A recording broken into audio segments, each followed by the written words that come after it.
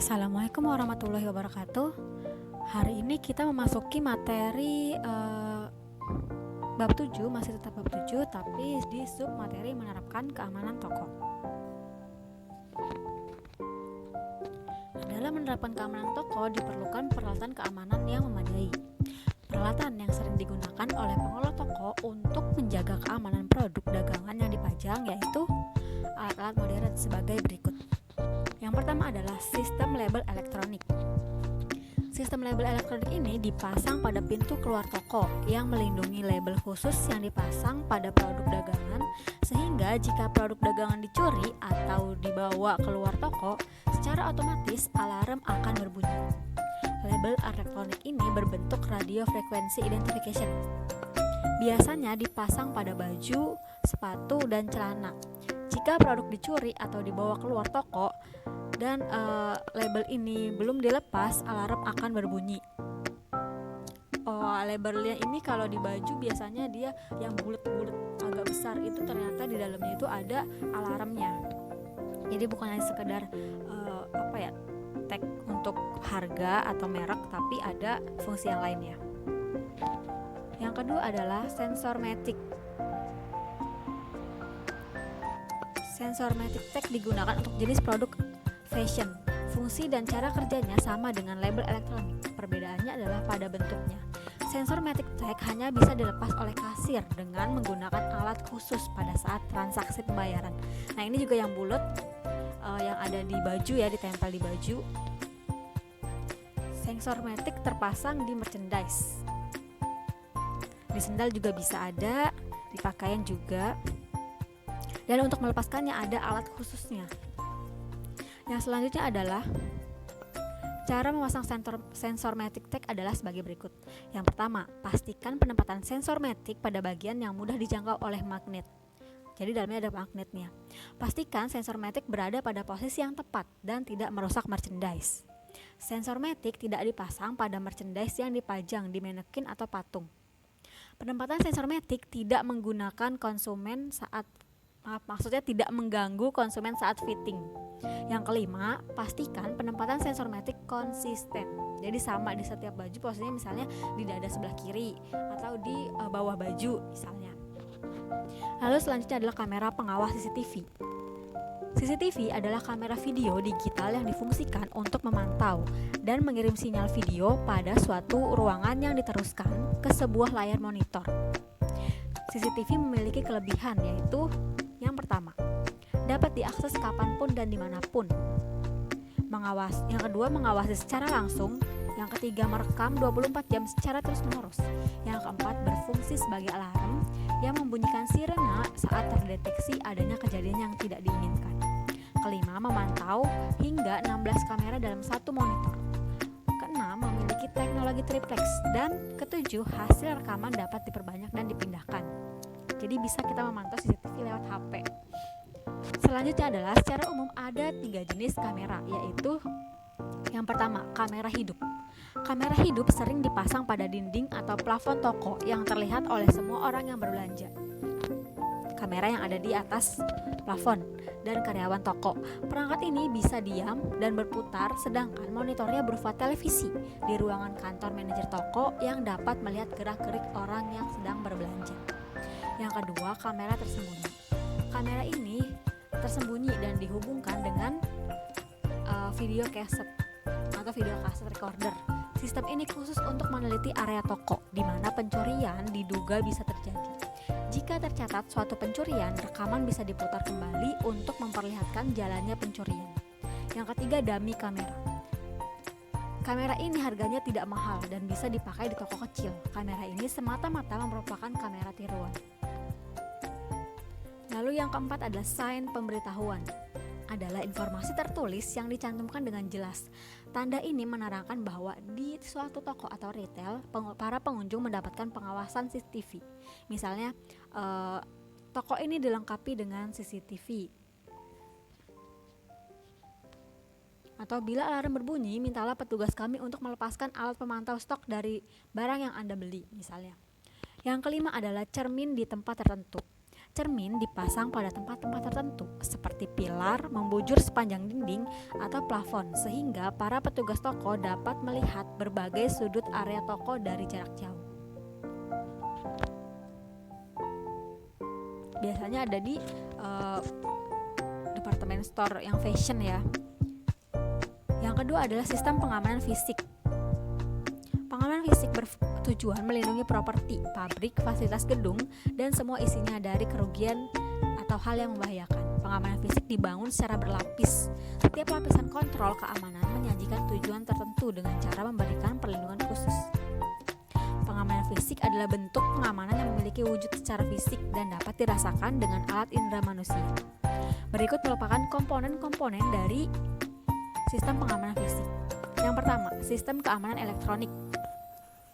Yang pertama dari sistem keamanan elektronik ini adalah control panels, merupakan sirene atau alarm sinyal yang berfungsi memberitahu bahwa suatu peristiwa telah terjadi pada perangkat lapangan. Contohnya, gerakan api, shock, dan lain-lain. Yang kedua, door and window contact, berfungsi sebagai pelindung bangunan, ruangan, serta semua yang ada di dalamnya. Juga untuk beroperasi saat pintu, jendela, dan benda lainnya yang dipantau terbuka sehingga memberitahu panel kontrol. Ketiga, motion sensor, berfungsi mendeteksi gerakan dalam yang terjadi di tempat tertentu sehingga memberitahu panel kontrol. Keempat, glass break detector, berfungsi mendeteksi kerusakan kaca dalam suatu area tertentu melalui gerakan atau suara sehingga memberi tahu panel kontrol. Yang kelima, spot atau object detector, berfungsi mendeteksi jika benda yang dilindungi disentuh atau dipindahkan sehingga memberitahu panel kontrol.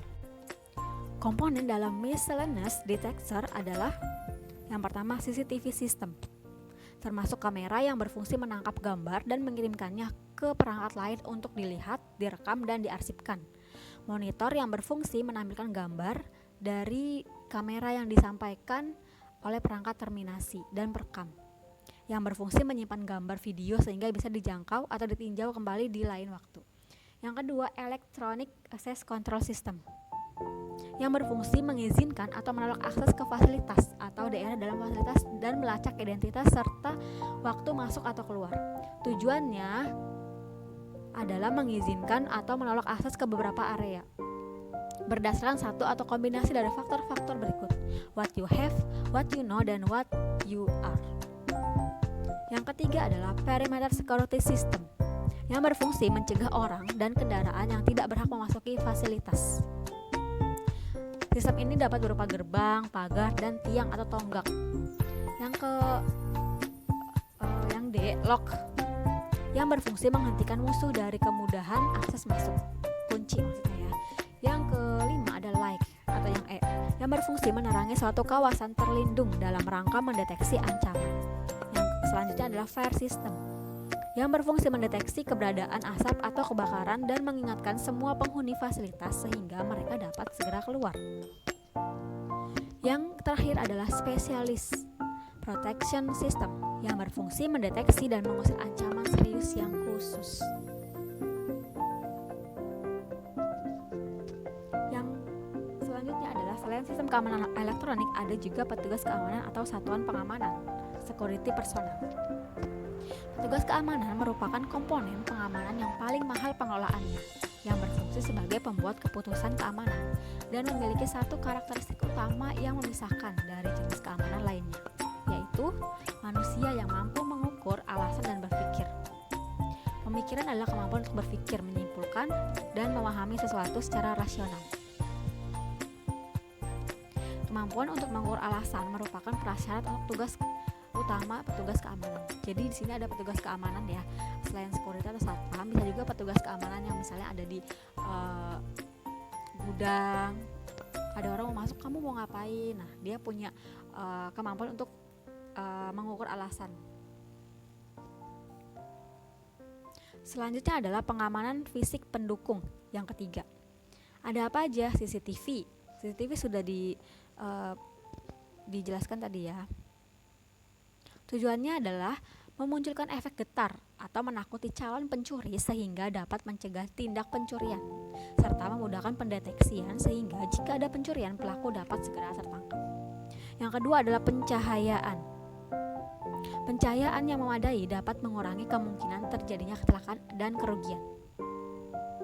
Para calon penyusup atau pencuri akan berpikir 2 kali untuk memasuki daerah yang terang karena mereka biasanya takut diamati. Jadi kalau ruangannya gelap, makin besar peluangnya untuk dicuri. Yang ketiga adalah alarm. Alarm dibutuhkan dalam rangka mewujudkan pengamanan fisik yang baik. Alarm adalah salah satu lapisan yang digunakan dalam banyak lapisan pelindung bagi suatu fasilitas. Berfungsi meningkatkan proses deteksi sehingga segala bentuk ancaman dari kejahatan dapat diketahui lebih awal. Yang keempat adalah kunci.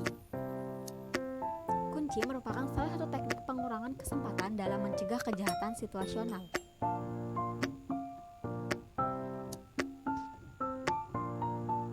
Tujuannya untuk mengurangi kesempatan kejahatan dengan menghalangi pencuri menggunakan halangan fisik melalui penggunaan kunci, lemari besi ataupun material-material yang kuat lainnya. Ini misalnya ada lemari yang dikunci atau gudangnya dikunci. Kunci ini salah satu bentuk pengamanan fisik pendukung. Yang kelima adalah program kasir. Program kasir berfungsi mencegah terjadinya pencurian. Dengan adanya program kasir, setiap uang yang keluar dan masuk tercatat dengan detail sehingga kemungkinan pencurian untuk menjadi lebih kecil. Pencurian uang menjadi lebih kecil. Nah, mesin POS ini akan mengurangi terjadinya kesalahan dalam menghitung harga produk dan resiko kerugian dapat dihindari. Yang selanjutnya adalah Program Corporate Social Responsibility atau CSR. CSR adalah bentuk kepedulian retail atau toko atau perusahaan terhadap masyarakat dan lingkungannya. Contohnya, dengan memprioritaskan masyarakat setempat bekerja di usaha retail bersangkutan atau mensponsori berbagai kegiatan sosial atau sport untuk menciptakan reputasi positif terhadap citra retail di mata masyarakat. Program CSR ini meningkatkan nama baik toko atau perusahaan sehingga perusahaan tersebut semakin terkenal. Semakin dikenal suatu perusahaan, kebutuhan akan penjagaan keamanan juga semakin besar. Pihak perusahaan dapat berkoordinasi dengan petugas yang berwenang, seperti polisi atau petugas keamanan setempat lah ya. Ini maksudnya CSR ini program sosialnya gimana? Misalnya nih di Empat Jumat, misalnya ada Empat Jumat ini perusahaan. Nah, kita memperkerjakannya karyawan di sekitar sekolah ini. Nah, kalian masyarakatnya itu kalian diberdayakan untuk bekerja di sini. Jadi Empat Jumat ini nggak mengambil karyawan di luar dari sekolah 47 gitu. Karena kan posisinya di dalam 47. Atau juga bisa dengan sponsorship. Misalnya di lingkungan situ ada 17-an, lomba 17-an. Nah, si 47 Maret ini membantu jadi sponsorshipnya. Yang terakhir adalah strategi loss prevention. Strategi risiko-risiko yang ditimbulkan karena penanganan keamanan yang kurang efektif akan menyebabkan meningkatkan biaya produksi dan akhirnya berujung pada berkurangnya keuntungan perusahaan. Untuk menekan berbagai bentuk kejahatan yang terjadi di lingkungan retail, strategi ini yang bisa dilakukan adalah menggunakan yang tadi rasio frekuensi identification, melakukan evaluasi pelaksanaan mesin POS, menciptakan sistem pengawalan dan memberi insentif kepada karyawan. Nah, yang terakhir ini adalah loss prevention, maksudnya strategi sebelum terjadinya kerugian-kerugian ya. Materi ini sampai hari ini dulu. Di sini nanti kita lanjutkan lagi ya. Wassalamualaikum warahmatullahi wabarakatuh.